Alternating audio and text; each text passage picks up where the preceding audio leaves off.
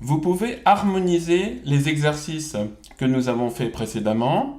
Quand moi je joue un troisième doigt, donc attention, il faut prendre les notes de la tonalité. Par exemple en Do majeur. Vous allez jouer un premier doigt, deux notes au-dessus.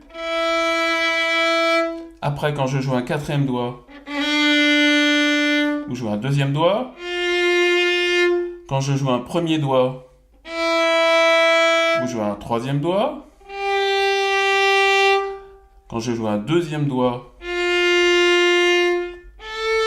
vous jouez un quatrième doigt. Et après, on retrouve le même schéma. Troisième doigt, premier doigt.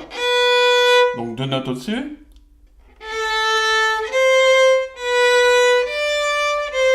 Donc là, on est en Do majeur. Si moi, je joue la gamme de Do majeur,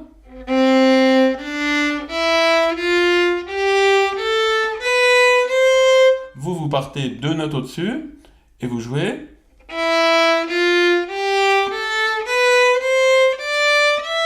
Toujours avec ce schéma, je joue un troisième doigt, vous jouez un premier, je joue un quatrième, vous jouez un deuxième, je joue un premier, vous jouez un troisième, je joue un deuxième,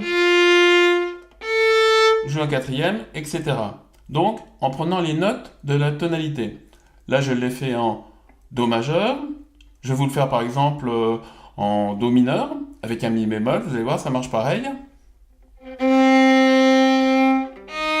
Donc là, je fais simplement la tierce au-dessus, c'est un Mi bémol, mais c'est toujours 3, 1, dans les notes de la tonalité.